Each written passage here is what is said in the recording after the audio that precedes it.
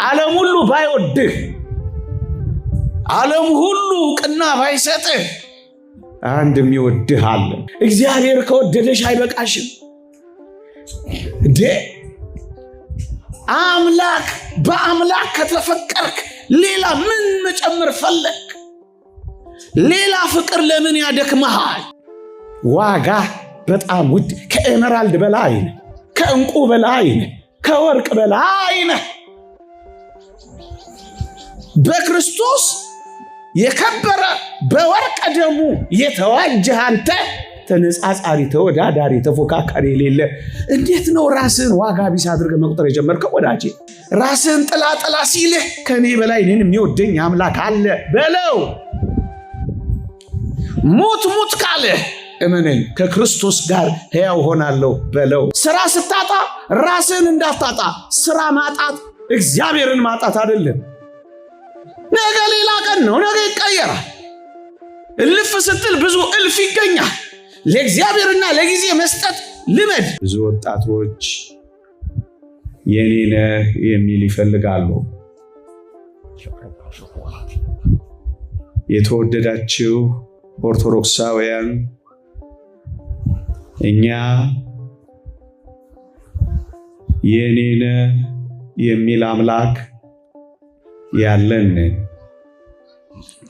ልክ ነው። ቤተሰቦቻችን የኔና የናንተን አምላክ ላያውቁ፣ የኔና የናንተን ዓለም ላያውቁ ይችላሉ። ወደ እኔና ወደ እናንተ ዓለም ላይቀርቡ ይችላሉ።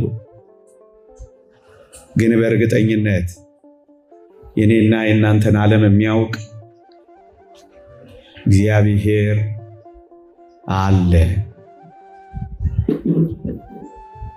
ወደ ሰውነታችን የመጣ የኔና የናንተን ሥጋ የነሳ ወደ ምድራችን የመጣ እኔና እናንተ በምንረማመድበት ምድር የተረማመደ የኔና የናንተ ጌታ መድኃኔ ዓለም እኮ አለ።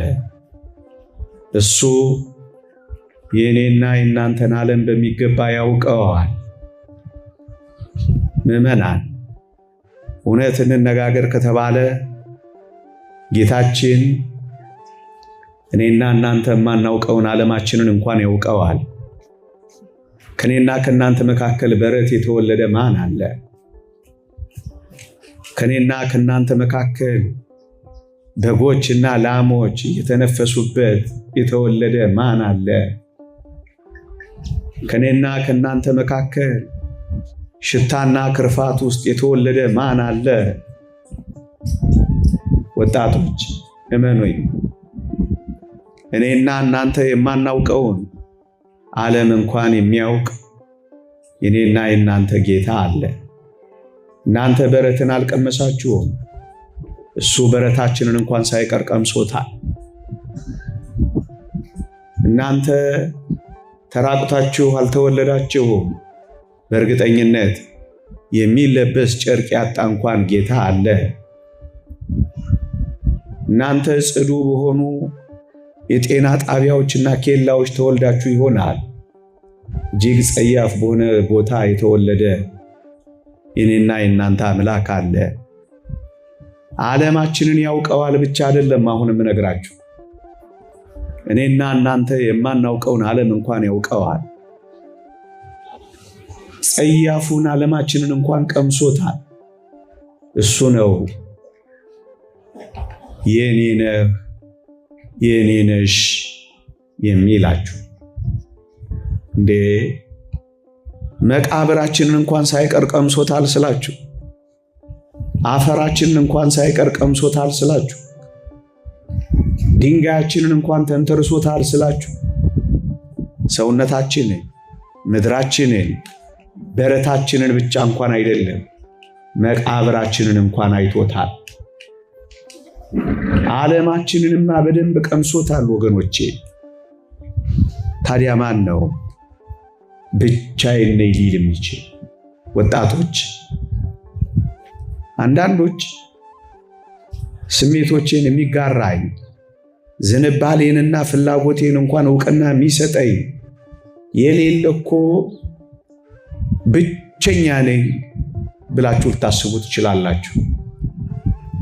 እኔ ግን አንድ አምላክ አሳያችኋለሁ።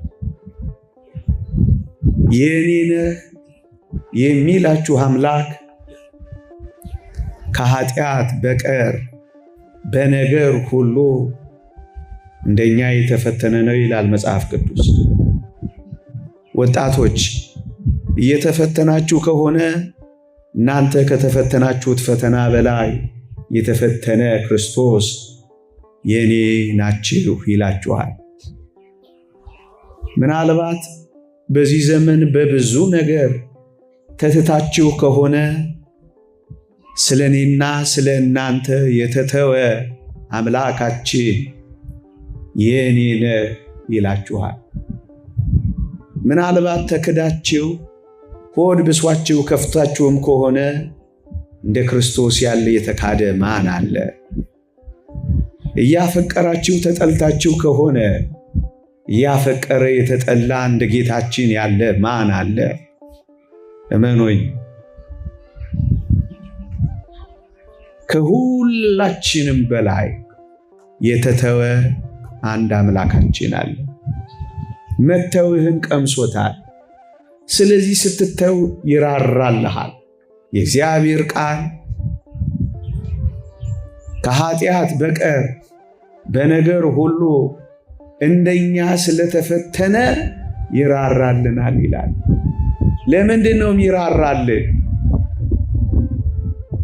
ተፈትኗላ። ለምንድን ነው ይራራልን? ተትቷላ። ስትተው ይራራልሃል። ስትከዳ ይራራልሃል።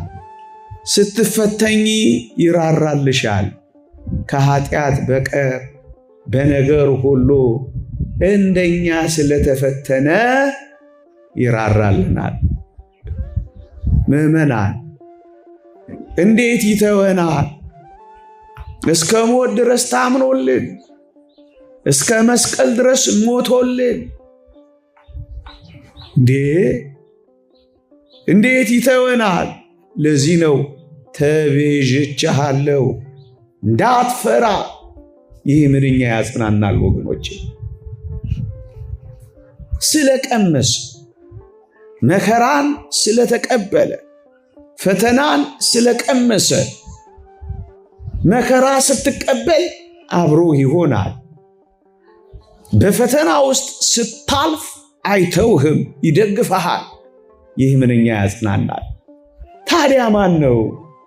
እግዚአብሔር አባቴ ነው እኔም ልጁ ነኝ የሚል ብቻዬን ነኝ ሊል ማን ይችላል?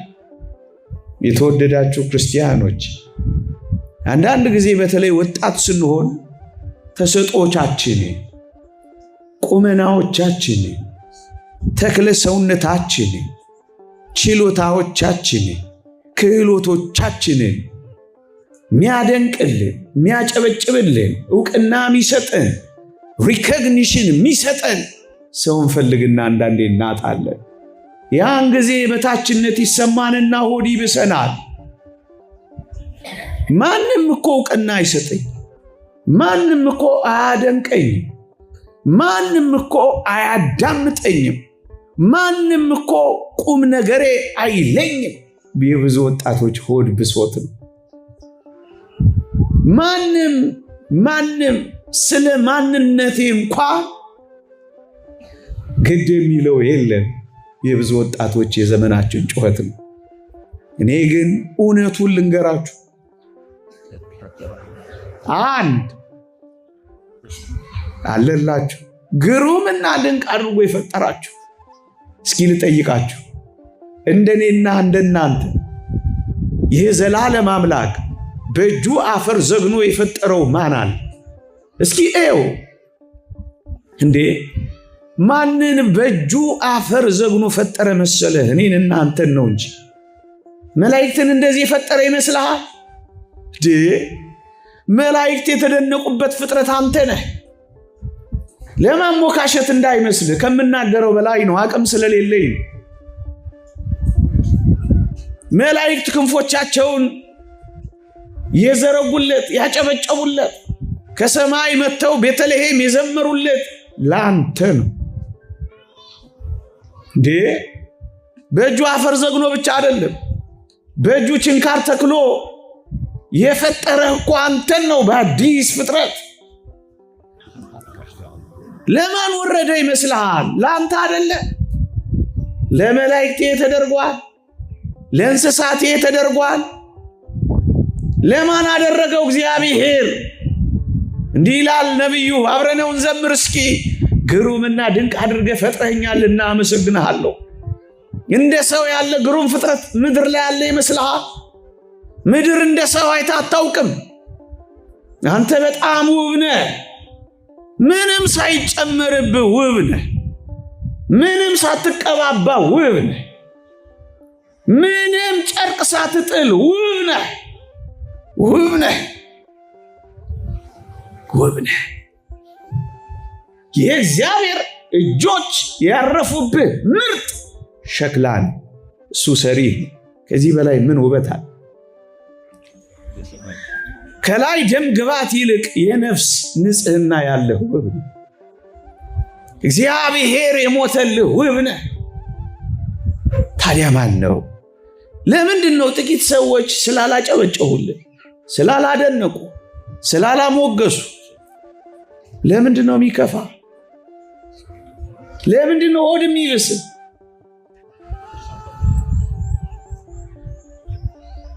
የተወደዳችሁ ክርስቲያኖች፣ በዚህ ምክንያት የበታችነትን፣ በዚህ ምክንያት የብቸኝነትም እየተሰማቸው አንዳንዶች የሚወደኝ የለም ብለው ራሳቸውን በብዙ ነገር ሲቀጡ ይታያል። እኔ ግን አንድ የእግዚአብሔር ቃል አንብብላችሁ ወጣቶች፣ በዘላለም ፍቅር ወድጄሻለሁ የሚል አምላክ አላችሁ። የሚያፈቅራችሁ አምላክ አለ። የሞተላችሁ አምላክ አለ። የቆሰለላችሁ አምላክ አለ። ክርስቲያን ስትሆኑ የራሳችሁ መሆን አቁማችኋል። የራሳችሁ አይደላችሁም፣ በዋጋ ተገዝታችኋል ይላል እግዚአብሔር ቃል። ደም የተከፈለብሽ ነሽ አንቺ። ስጋ የተቆረሰልህ ነህ አንተ። በዋጋ የገዛህ ነው። ተቤዥቻለሁ የሚለው ማን የራሱ ሆነ መሰለ? በደም የተገዛነን እንዴ? የሚወደኝ የለም ማን ሊል ይችላል?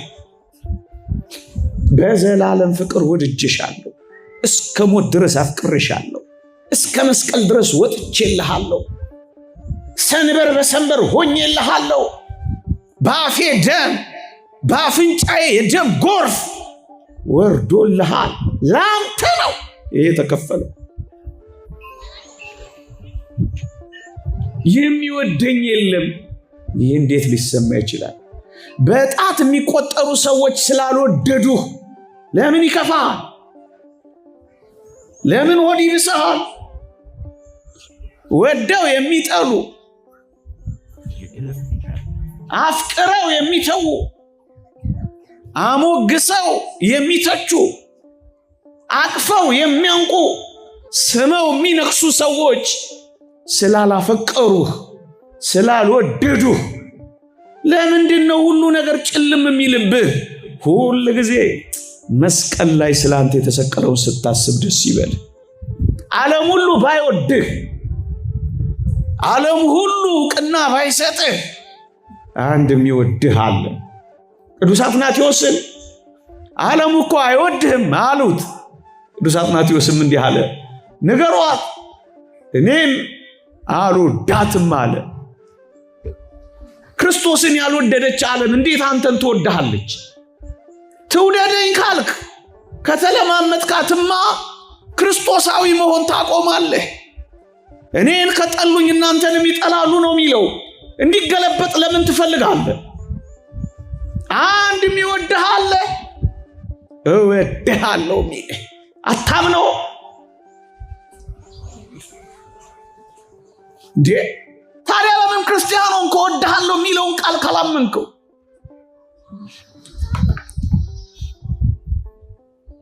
እኔና እናንተ እኮ ሰጥቶ የሚያልቅባቸው ሰዎች ስላልወደዱን ነው ሆድ እየባሰን ያለው፣ እየከፋን ያለው። እወዳችኋለሁ የሚለው እኮ ሰጥቶ ማያልቅበት ባለጸጋው እግዚአብሔር ነው። ምዕመናን አልሰማችሁት? ሰጥቶ ማያልቅበት፣ አካፍሎ ማያልቅበት ይህ አምላክ እኮ ነው እወድሃለሁ የሚለው። ምዕመናን እኔና እናንተ እኮ ጠዋት ወዶ ማታ የሚጠላ ፍቅር አጣን ብለን እኮ ነው ራሳችንን የምናጣው።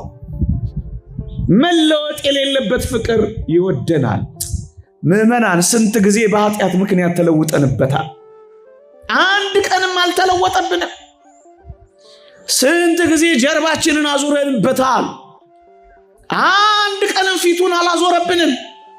ስንት ጊዜ እጃችንን መዘርጋት ትተናል። አንድ ቀንም እጁን መዘርጋት አላቋረጠም።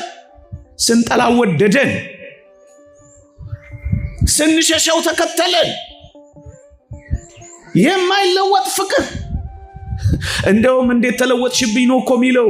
እኛ ተለወጥንበት እንጂ እሱ መች ተለወጠብን? የማይለወጥ ፍቅር ይወድሃል። ደካማ ሆነን ሳለን ነው የሚወደን። ቅዱስ ጳውሎስ እንዳለው እኮ ነው ጠላቶቹን የሚወድ ፍቅር ምንኛ ያስደንቃል። ምናልባት ስለ ቸር ሰው ሊሞት እንኳን የሚደፍር ምናልባት ይገኝ ይሆናል ይላል ቅዱስ ጳውሎስ። ስለ እናት የሚሞት ምናልባት ይገኝ ይሆናል። ቸር ስለሆነ ሰው የሚሞት ምናልባት ይገኝ ይሆናል።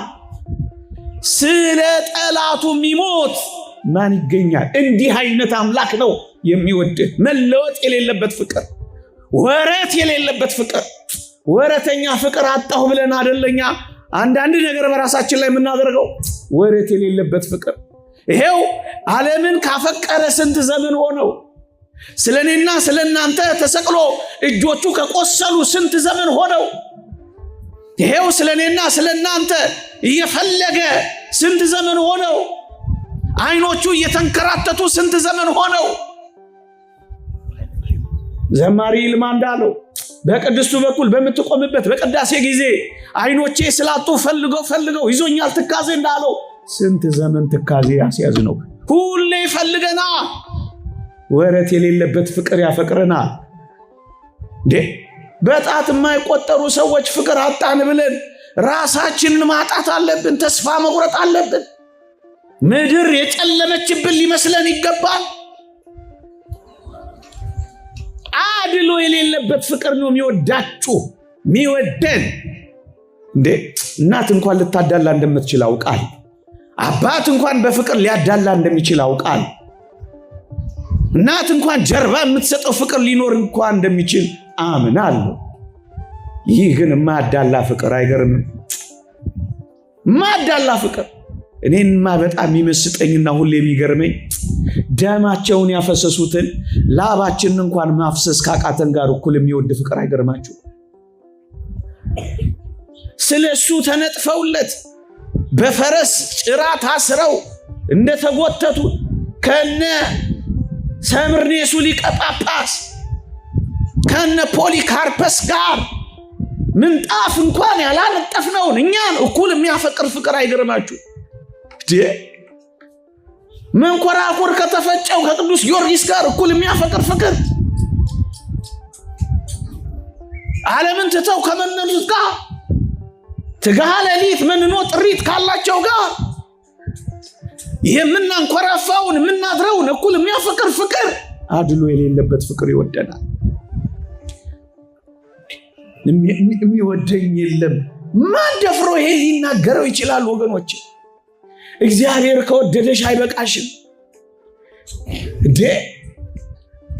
አምላክ በአምላክ ከተፈቀርክ ሌላ ምን መጨመር ፈለግ? ሌላ ፍቅር ለምን ያደክመሃል? ሌላ ፍቅር አጣው ብለህ ለምን ያስከፋሃል? ለምን ራስህንስ ጉዳ ይልሃል? ከዚህ የበለጠ ፍቅር አይተሃል? ከዚህ የሚበልጥ ፍቅር የለም። ይህ እግዚአብሔር ቃል ፍቅር ተብሎ የሚቀጸለው ለእግዚአብሔር ብቻ ነው። ይህ ፍቅር ከዚህ የሚበልጥ ፍቅር አለ? ንገረኝ። ደሙን ያፈሰሰልህ ስጋውን የቆረሰልህ አለ?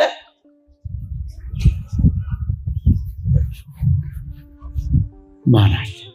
ይሄ ፍቅር ያፈቅርሃል። አንተን በማፍቀር የሚኖር አምላክ እያለ ታዲያ አንተ ለምን ራስን ትጠላለህ? ራሴን ጠላሁት እኮ እኮ በጣም ነውር ነው። ሁሉ እየወደደ ዓለም እየናፈቀ የዓለም ናፍቆት እኮ አንተ ገነት መንግሥተ ሰማያት እስክትገባ የፍጥረት ሁሉ እኮ ናፍቆት አንተን ይጠብቃል። ታዲያ አንተ ትጠላለህ ራስህ። ስለ አንተ ፍቅር የሞተልህ አምላክ እያለ ምን ወጣ አንተ ራስን የምትገለው? የሞተልህ አምላክ እያለ ምን ወጣ አንተ የምትሰቀለው? መራራ ሐሞት የተጎነጨልሽ አምላክ እያለ ምን ወጣሽ አንቺ መርዝ የምትጎነጨው? የዓለም መልክ ኃላፊ ነው ውዴ፣ ጥቂት ዘመን ነው። የእግዚአብሔር ቃል ይሄን ነው የሚለው፣ የዓለም መልክ ኃላፊ ነው። ለሚያልፍ ዓለም አንተ ማለፍ አለብህ። አንተ ከዓለም ትበልጣለህ።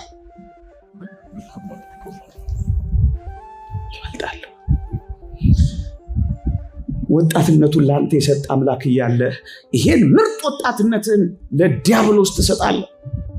ለሚጠላ በጣም እኮ ያሳዝናል። የሚያፈቅረን አምላክ እጁን ዘርግቶ ለሚጠላን አምላክ መንደርደር አያሳዝንም? አባ እንጦንስ ወደ ምናኔ ሲሄድ ምን እንደገጠመው አልሰማችሁ? ሕፃናት ይጫወታሉ። የቡድንና የቡድን አባቶች የሚል ጨዋታ ታስታውሳላችሁ? ምን ይባባላሉ አሉ? እኛ እንወደዋለን፣ እሱ ይጠላናል። እኛ እንጠላዋለን፣ እሱ ይወደናል። ማን ነው? ቆመ አባ እንጦንስ ሲሰማ ደገሙት። እኛ እንወደዋለን፣ እሱ ይጠላናል። እኛ እንጠላዋለን፣ እሱ ይወደናል። ማን ነው? ደገሙት። አባ እንጦንስ ቆመ፣ እንባው ቅርር አለው። እንዲህ አለ፣ እኛ እንወደዋለን፣ እሱ ይጠላናል፣ ዲያብሎስ ነው። እኛ እንጠላዋለን፣ እሱ ይወደናል፣ ኢየሱስ ነው አለና ወደ ምናኔው ሄደ። እየወደድከው ሱስን ስትከተል እየጠላህ ሲኦል ያገባሃል ዲያብሎስ። እየጠላኸው ስትሸሽ ይሄው ዛሬ በቃሉ አንተን ይፈልግሃል ክርስቶስ።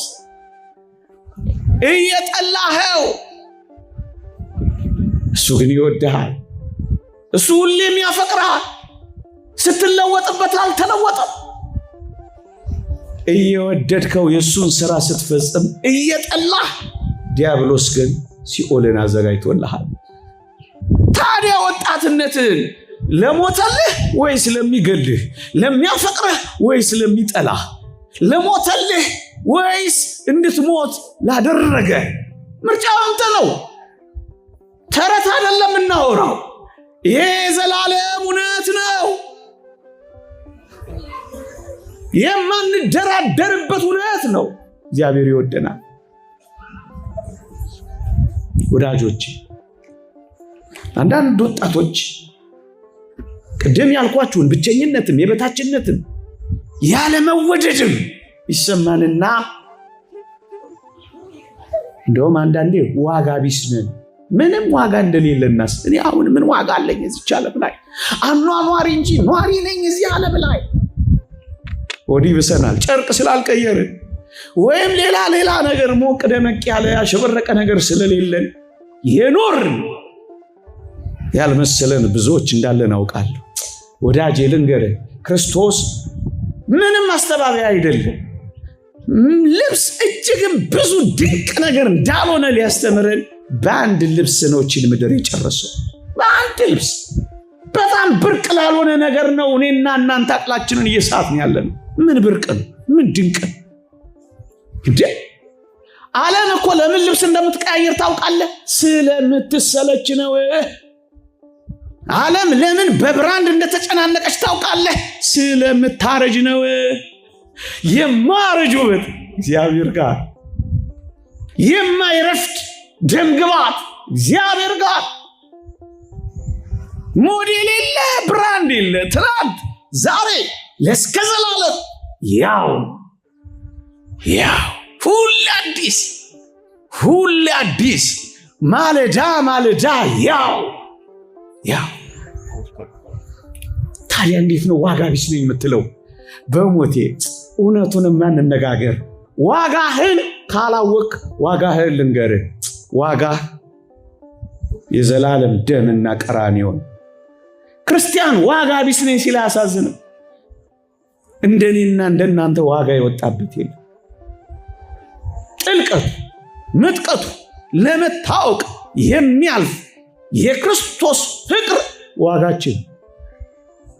እመነኝ፣ እንኳን ይህን ሁሉ ህዝብ እንኳን ይህን ሁሉ ክርስቲያን አንዱን እኔን ዓለም ቢሸጥ አያወጣ። ከክርስቶስ ደም የሚበልጥ እዚህ ዓለም ላይ ምን አለ? ከሞተልን አምላክ የሚልቅ ዋጋ ምን አለ? በክርስቶስ ደም እንደተዋጃችሁ ታውቃላችሁ። በምን ተገዛ? በክርስቶስ ደም። ታዲያ ዋጋ የወጣብህ ነዋ የአምላክ ደም።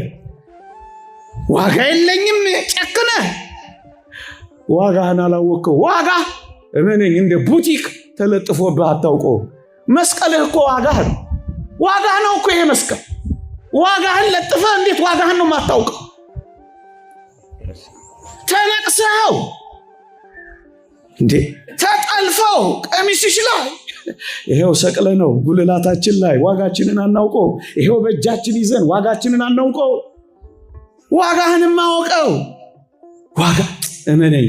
እነዚህ ፎርብስ መጽሔት ላይ የሚወጡ የዓለማችን ታላላቅ ባለጸጎች እነ ቢል ጌትስ በላቸው እነ ኤለን መስክ በላቸው በሙሉ ሀብታቸው ቢሸጥ አንተን አያወጣም። እያታለልኩ ከመሰለህ በዘላለም መንግስት ይገባሃል። እናንተን ልብ ለማንጠልጠል የምናገር ከመሰላችሁ ይገባችኋል። አይደለም፣ ይሄ እውነት ነው። የታመነ እውነት። ዋጋ በጣም ውድ፣ ከኤመራልድ በላይ ነህ፣ ከእንቁ በላይ ነህ፣ ከወርቅ በላይ ነህ።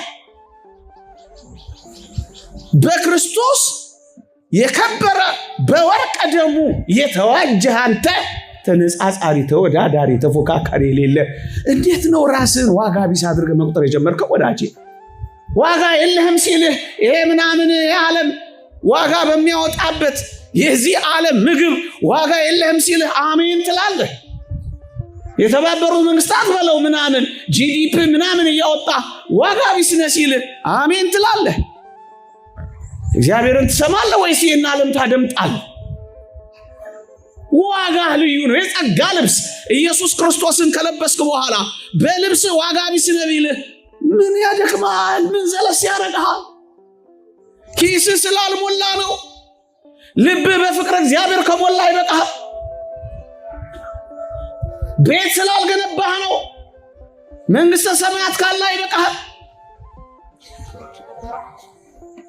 ዓለም ጨልማብኛለች። የትኛው ዓለም ነው የጨለመብህ? ወደሚደነቅ ብርሃን ያወጣህ አምላክ ያለ የትኛው ዓለም እንዴ? ጨለማ የሆነች ዓለም እንድትበራልህ ትፈልጋለህ? ወዳጅ ማንም ዞር ብሎ እኮ አያየኝም፣ ማንም ሰው የለኝም፣ ብቻዬን ነኝ እንደዚህ እንዳትሉ ወጣቶች በተለይ አደራችሁ።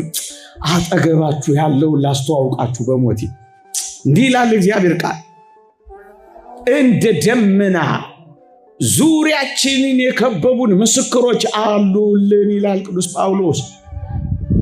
በእውነት ይገባ ነበር ለሚያውቀውማ። ዙሪያችንን የከበቡ ምስክሮች አሉ።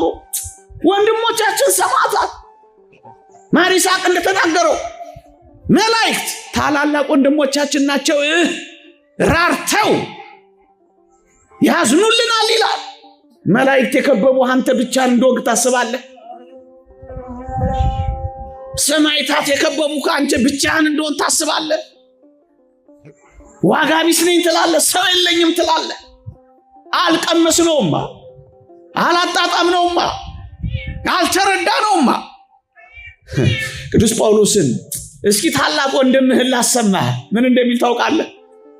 ክርስቶስ በእናንተ ውስጥ እስኪሳል ድረስ ዳግመኛ ምጥ ይዞኛል። ገላትያ መልእክት ላይ እኮ ነው ምጥ ይዞኛል። ስላንተ ምጥ የሚያዙ የሰማዕታት ጉባኤ አሉ፣ ወንድሞች አሉ። ስላንተ ምጥ የሚያዙ፣ ስላንተ የሚጸልዩ፣ ስላንተ የሚዋጉ። ታዲያ ምንድነው ብቻዬን ሆድ የሚብሰኝ? እንዴት ይደንቃል! ብቻችን ዋጋ ቢስ፣ ዋጋችን ተመን የለው፣ አይወጣለት። ዓለም ቢሸጥ አንተን አያወጣ። ልዩ ነህ አንተ። ዛሬ ቀና በል።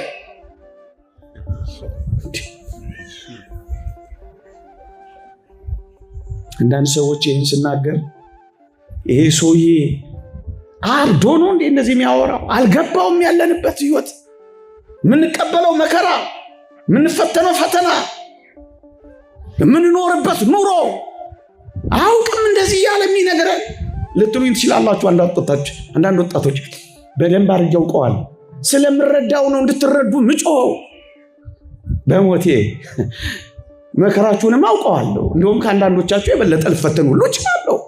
ፈተናችሁንም አውቀዋለሁ። ከእናንተ ጋር ነው የምኖረው። ግን አንድ ነገር አስታውሳችኋለሁ። በመከራ ውስጥ እየኖራችሁ ካላችሁ መከራችሁን ብቻችሁን አትኖሩ። እናስ መከራችሁን ከክርስቶስ ጋር ኑሩታ። እንዴት? የእግዚአብሔር ቃል እንደሚል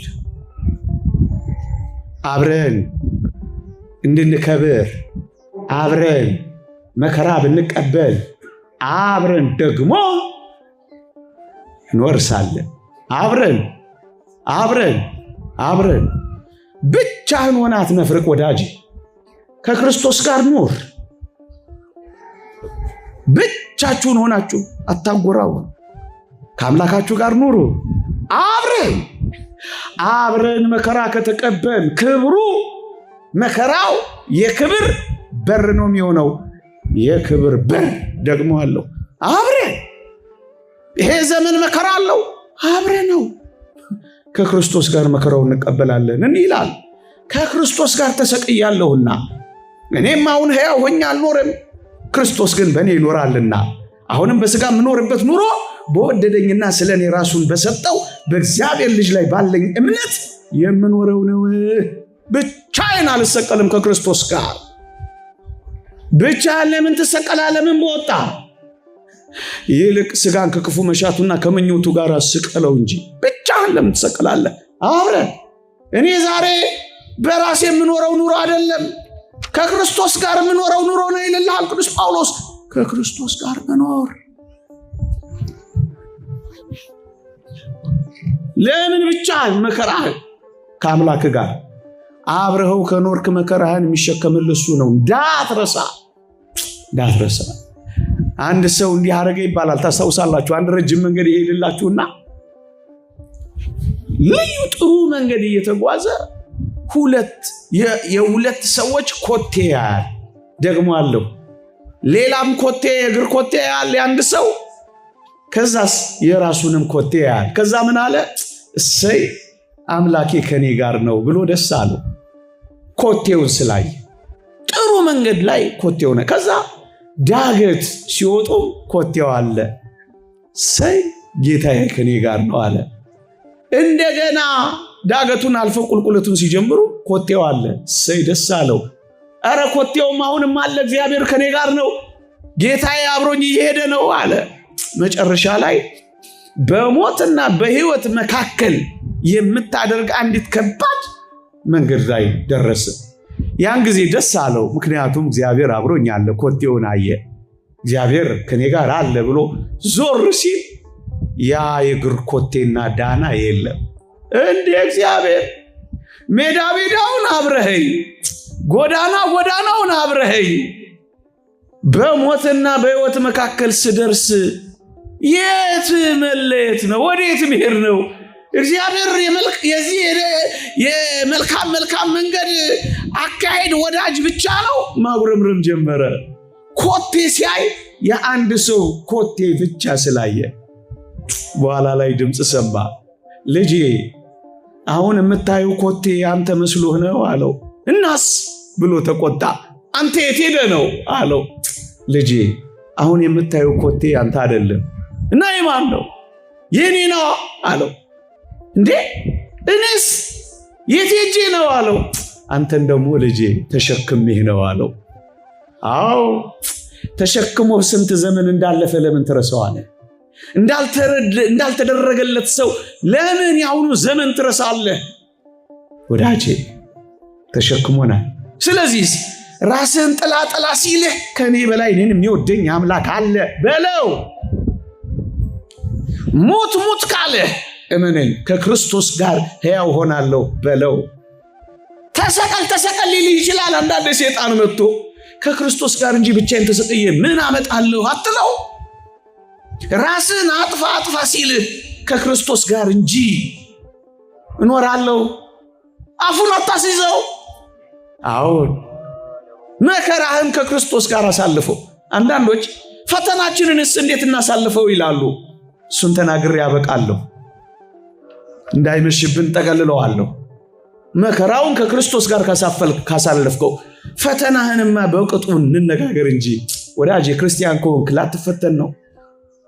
ክርስቲያን መሆን እኮ መፈተን። የተማሪዎች እውነት የሚገለጠው በፈተና እንደሆነ ሁሉ እንመነው እንጽና እንከተለው በፈተና እንጂ የሚመዘነው ታዲያ በምንድን ነው? እውነት ያለ ፈተና እንደማይታወቅ ሃይማኖት ያለ ፈተና እንዴት ነው የሚገለጠው? ስለዚህ ልትፈተን ትችላለህ። ቢያስፈልግ በልዩ ልዩ ፈተና ትፈተናላችሁ። ይህ እግዚአብሔር ቃል ነው። ታዲያ እንደ ክርስቲያን ሆነ መከራን ፈተናን ተቀበላ። ለምን እቺ ዶሮ አየችኝ አትበላ። በሌላው የደረሰ በዚህ ዘመን ያልደረሰ ምን አለ? በእኛ የደረሰ በሌሎች ያልደረሰ እንግዳ ነገር አለ? አንድ ሁለተኛ እመነኝ፣ ክርስቲያን ሆነ ብርቱ መከራ እያሳለፋችሁ ካላችሁ ወጣቶች አንድ ነገር እወቁ። ሌባ ባዶ ቤትን መቼም አይበረብርም። ታውቃላችሁ። ሌባ ሀብት የሞላበትን ቤት እንደሚበረብር ታውቃላችሁ። ለምንድን ነው ክርስቲያን ሆኜ እንደዚህ የምፈተነው መከራ የሚደርስብኝ ካላችሁ፣ እመኑኝ ፍጹም ልዩ ሀብት ጸጋ አላችሁ። ክርስትና የሚባል ጸጋ፣ ሃይማኖት የሚባል ጸጋ፣ እግዚአብሔር የሚባል ጸጋ አላችሁ።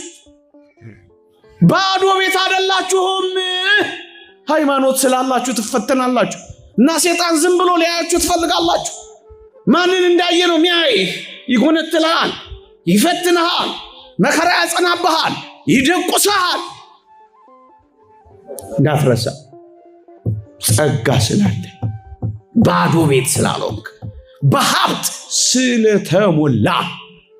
ቤተክርስቲያን በሀብት ስለተሞላች የመንግስተ ሰማያት ጎዳናዎች መግቢያ ስለሆነች መከራ ትቀበላለች። አበቃ። ሶስተኛ ማክሲመስ የተባለው ሊቅ እንዲህ ይላል፣ ፈተና በአንዳንዶች ዘንድ ከቀደመ ኃጢአታቸው ሊያነጻቸው ይመጣል። ፈተና ከመጣብህ ኃጢአትህን ሊያነጻልህ ነው። ደስ ይበልህ፣ አትመረር። በአንዳንዶች ዘንድ ደግሞ ቀድሞ የነበረውን ፍጽምና የበለጠ ሊያሳምር ይመጣል ይላል። የበለጠ ሊያሳምርህ ይመጣል። መጀመሪያ ኃጢአትህን ሊያነጻ፣ ከዛ የበለጠ ፍጹምና ውብ ሊያደርግህ፣ ለአንዳንዶች ደግሞ ከሚመጣው መከራ ሊያዘጋጃቸው ይመጣል ይላል። የዚህ ዘመን መከራ የሚመጣውን ዘመን መከራ እንድንታገስ ሊያዘጋጀን ይሆናል። 3 ሊያነጻ ሰይበለው፣ የበለጠ ውብ ሊያደርግህ አመስግነው፣ ለሚመጡት ዘመናት መከራ ሊያዘጋጅህ። እጆችን ዘርጋና ተቀበለው፣ አታጉረምርበው። ነገሬን በጥቂት ቃላት የእውነት በጥቂት ቃላት እንደምድመው። እግዚአብሔር ጉድለትህን የሚሞላው ብቻ፣ ሱስ የማይሞላው፣ መጠጥ የማይሞላው፣ ሐሺሽ የማይሞላው፣ ስካር የማይሞላው፣ ጫት የማይሞላው እግዚአብሔር ብቻ የሚሞላው ጎዶሎ አለ። ጫት ጎዶሎን ሞልቶ አያውቅም። ሺሻ ጎዶሎን ሞልቶ አያውቅም። ሱስ ጎዶሎን ሞልቶ፣ ጎዶሎ ነው የሚያሰፋው። እግዚአብሔር ብቻ ነው የኔና የናንተ ጉድለት በሙሉነት የሚሞላው። እግዚአብሔር ብቻ። ምዕመናን በእግዚአብሔር ፍቅር ላይ መተማመናችሁን አታቆሙ። በእግዚአብሔር ፍቅር ላይ መተማመን ስታቆሙ ራሳችሁን ትጠላላችሁ። ኤፍ ብታመጡ አንድ ቀን ሊደብራችሁ ይችላል እንጂ ዘመንሽን ሁሉ እንዲደብርሽ እንዳትፈቅጂለት። ስራ ስታጣ ራስን እንዳታጣ። ስራ ማጣት እግዚአብሔርን ማጣት አይደለም። ነገ ሌላ ቀን ነው፣ ነገ ይቀየራል። እልፍ ስትል ብዙ እልፍ ይገኛል። ለእግዚአብሔርና ለጊዜ መስጠት ልመድ። እግዚአብሔር ለኛና ለኛ ያደለውን ትኩረቱን፣ ጥበቃውን፣ አትፍራ ያለውን ማጽናናቱን፣ የኔ ነህ ያለውን ድምጹን መቼም እንዳትረሳ። ለኛ ያለውን ትኩረትና ጥበቃ እንዳይጠፋብህ፣ በፍጹም እንዳይጠፋብህ። ከሞት በኋላ ያለውን ህይወት እንዳትክድ። አንዳንዶች በቃ በሞትኩ ምናምን ከሞት በኋላ ህይወት እንዳለ ረስተዋል እንዴ? የደረሰብህ ችግርና መከራ ምንም መፍቻ የሌለው ከእግዚአብሔር በላይ ይሆን እንዳይመስል። በራስ ላይ አንዳች ነገር የምታደርገው መርዝ የምትጠጣው የምትታነቀው ሱሰኛ የምትሆነው ችግሬን የሚፈታልኝ የለም ብለህ ስታስብ ለእግዚአብሔር ያንተ ችግር ምኑ ነው? ሞት ነው፣ አሸንፎታል። ኃጢአት ነው፣ በደሙ አንጽቶታል። ደዌ ነው፣ በቃሉ ብቻ ባሮታል። ታዲያ የኔና ያንተ የዘመኑ ችግር ለእግዚአብሔር ምኑ ነው? ታግሰን የክርስትናን ወግ እንድንቀበልበት ብቻ። ለዚህ ዓለም ካልተገባውማ የዘላለሙ ይቅርብኝ እንደሚሉ ሰነፎች አጥቶ ይህ ዓለም ምን ብርቅ ነው? በዚህ ዓለም ጥቂት መከራ የዘላለሙን ካገኘ አይበቃህም? አይበቃህም? ይልቅ ትንሽ ችግር ለመፍታት ትልቅ ችግር በራስ ላይ አትፍጠር። አንተ የኔ ነህ። እግዚአብሔር ቸርነት፣ የእመቤታችን አማላጅነት፣ የቅዱሳን በረከት ረድኤት አይለየን።